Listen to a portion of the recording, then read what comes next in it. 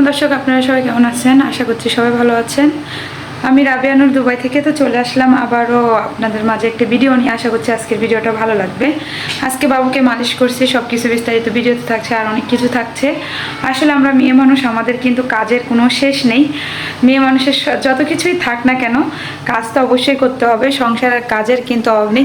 আর আরেকটা কথা বলে দিই, এটা কিন্তু এসি কাভার করা, যেন নোংরা না হয়, তাই আমি কিন্তু কাভার করে রেখেছি, কারণ এটা প্রয়োজন পড়ে না। তো যাই হোক, তো মেয়ে মানুষের কিন্তু কোনোভাবে কাজে শেষ হয় না। আজকে দুপুরে কি খাওয়া দাওয়া করবো, আপনাদের ভাই কি এনেছে, সব কিছু বিস্তারিত ভিডিওতে থাকছে, না টেনে পুরো ভিডিওটা দেখবেন। ওকে, তো ভিডিওটা শুরু করা যাক। আর অনেকগুলো কথাও থাকছে, অবশ্যই দেখবেন। তো একদম কিন্তু ভিডিও টানা যাবে না। আর যারা ভিডিওটা দেখছেন, একটি লাইক, কমেন্ট, শেয়ার এবং সাবস্ক্রাইব করে দিবেন। লাইকটা অবশ্যই করবেন, আর নতুন হলে কিন্তু সাবস্ক্রাইব করবেন। চলুন ভিডিওটা শুরু করি। In the still of the night, I think of you. My heart beats with every thought of you. You're the one I can't let go.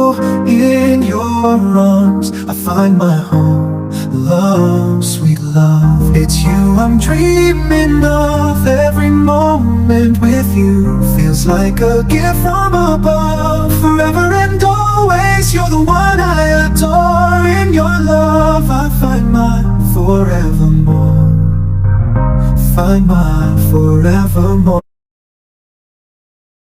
আর এখানে দেখতে পাচ্ছেন আপনাদের ভাই অনেক কিছু নিয়ে এসেছে। তো ঘুম থেকে উঠে কিন্তু সর্বপ্রথম আমি আমার হাজব্যান্ড কি আনে ওগুলোই সরাই, কারণ আমার প্রথম ডিউটি সেটাই হয়।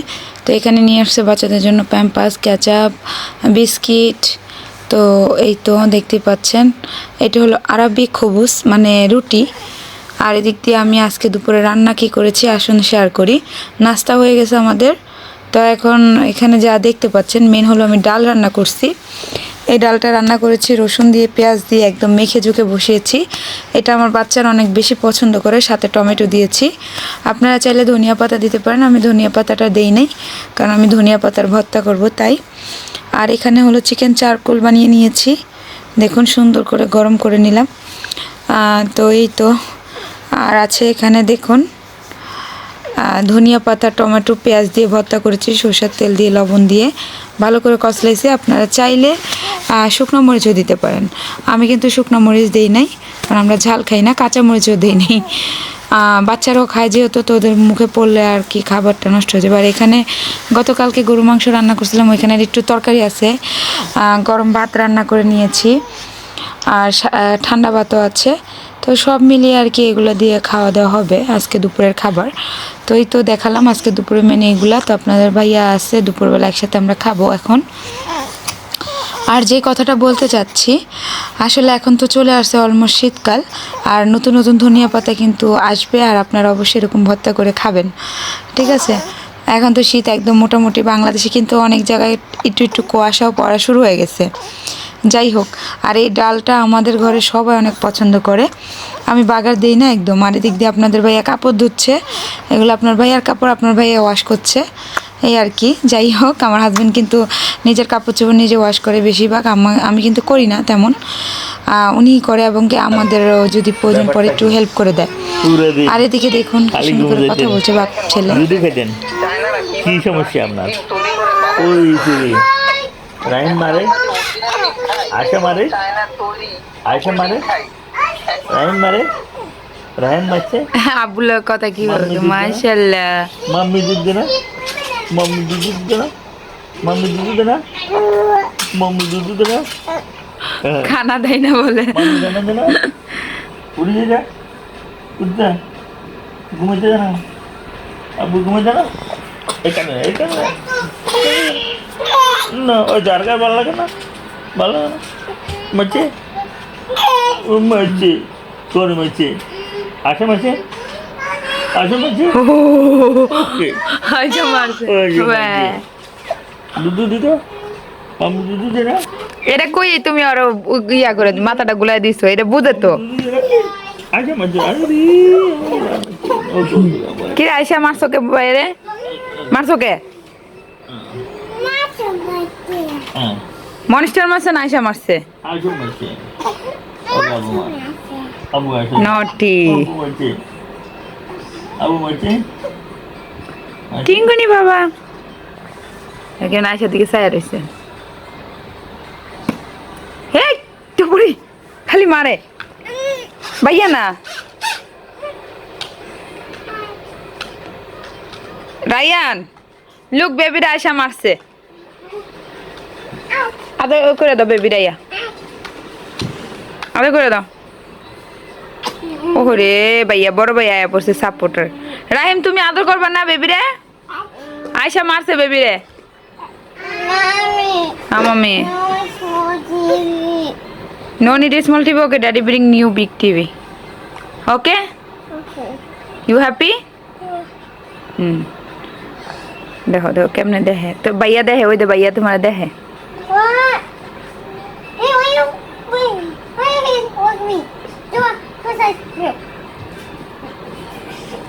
आदत दो एक आदत दो सुंदर कर आदत दियो very good you like it okay Rahim তুমি কই কান্দে কান্দে রাহিম কো রাহিম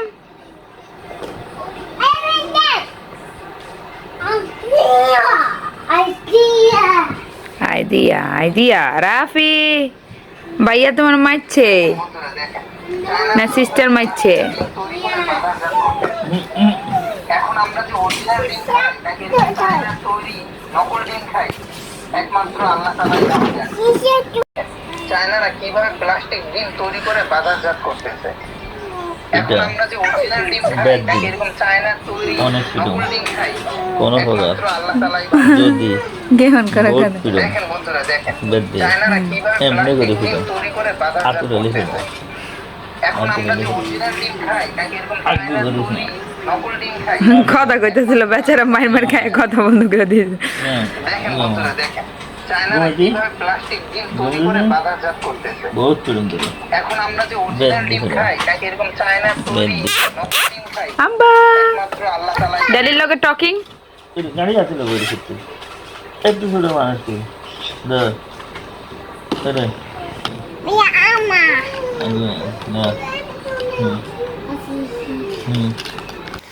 আর এই যে দেখতেছেন আয়শা মনি কি করছে বলেন তো? হ্যাঁ ঠিক ধরতে পেরেছেন, ওর বাবুদের তেল দিয়ে মাখানো। হ্যাঁ আমি বাবুকে তেল মালিশ করেছি, তো সেই বাটিটা এনে ও এখানে মালিশ শুরু করে দিয়েছে, কারণ আমি এটা রেখেছি রাহিমের জন্য। তো বাবুকে কাপড় পরাচ্ছি, সেখান থেকে ও চুপি চুপি কী করেছে তেলের বাটিটা নিয়ে এসেছে, এসে ওর যে খেলনার ডল পুতুলকে মালিশ করছে। কারণ যেটা বাচ্চারা দেখবে সেটাই কিন্তু করবে। আমি যেহেতু ওর মা, আমি যেটা করি সেটাই কিন্তু আমার সন্তান করবে, এটাই নিয়ম, সেটাই দেখবে সেটাই শিখবে। তো এর জন্যই বলে মানুষ কথায় কথায় বলে না যে মা যা করে সন্তান তাই শিখে। তো আসলে কিন্তু মা হলো প্রথম শিক্ষক শিক্ষিকা, যেটাই বলেন সন্তানের জন্য। মায়ের যেটা শেখাবে সন্তান কিন্তু সেটাই শিখবে। আর এদিকে কিন্তু রাফিকে সুন্দর করে মালিশ করে দিয়েছি।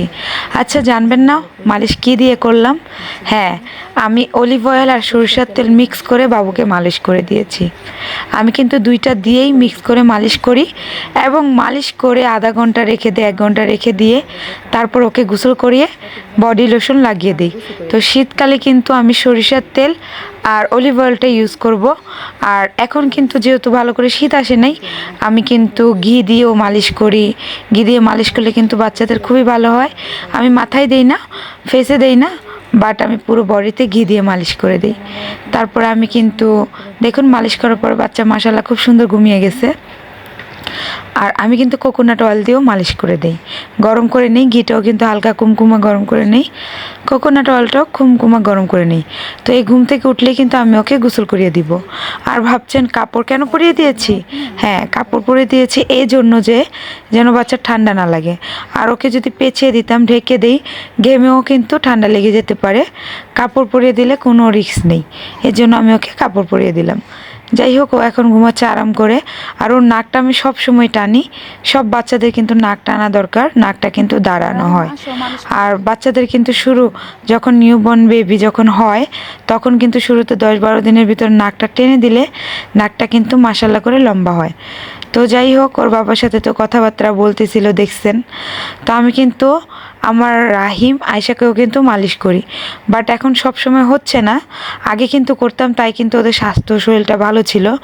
এখন যখন রাফি পেটে আসার পর থেকে আমি বন্ধ করে দিছি, খুব কম করি, কারণ রাফি পেটে আসার পর থেকে আমার খুব কষ্ট হতো, তাই আমি কিন্তু মালিশটা কমিয়ে দিয়েছি।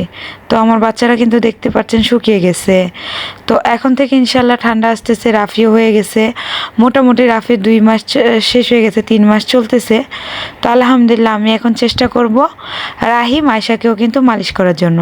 আপনারা কিন্তু একদম 1 মাস বয়সী বাচ্চার থেকে, মানে 0 বয়সী বাচ্চার থেকে শুরু করে 3 বছর, 3.5 বছর, 4 বছর, 5 বছর পর্যন্ত কিন্তু মালিশ করতে পারেন। বাচ্চাদের কিন্তু মালিশ করলে বাচ্চাদের শরীর স্বাস্থ্য আরও ভালো থাকে, ওদেরও কিন্তু হেলথ অনেক ভালো হয়। এটা কিন্তু আপনারা মোটামুটি করতেই পারেন। আপনি সরিষার তেল, কোকোনাট অয়েল, ঘি যেটাই পান, অলিভ অয়েল যেটাই পান, সেটা দিয়ে কিন্তু করতে পারেন। মালিশটা করে আধা ঘন্টা 1 ঘন্টা পর বাচ্চাকে গোসল করিয়ে দিবেন। তাহলে কি হয়, বাচ্চাদের গায়ের রং কখনোই কালো হয় না। অনেকের ভয় লাগে যে বাচ্চার গায়ের রং কালো হয়ে যাবে, সেই ভয়ে কিন্তু অনেকে কিন্তু মালিশ করেন না সরিষার তেল দিয়ে। কোনো সমস্যা নেই, কোনো চিন্তার কারণ নেই, ইনশাল্লাহ কালো হবে না। কিন্তু গোসল করিয়ে দিবেন, গোসল করিয়ে যেটা বডি লোশন থাকে সেটাই কিন্তু ইউজ করবেন। তো সেটা ইউজ করবেন, পাউডার ইউজ করবেন, যেটা আপনাদের ভালো লাগে। তো এই আর কি। তো আজকের মতো বিদায় নিয়ে নিচ্ছি। আশা করছি এই ভিডিওটা আপনাদের উপকার আসবে, কাজে আসবে। এখন যেহেতু ঠান্ডা চলে আসতেছে, তো ভাবলাম যে আমি কিভাবে বাচ্চাদের মালিশ করি, কী তেল লাগাই, কিভাবে কি করি, সব কিছু আপনাদের সাথে শেয়ার করি। গোসল কি বাচ্চাকে মালিশের আগে করাই না পরে করাই?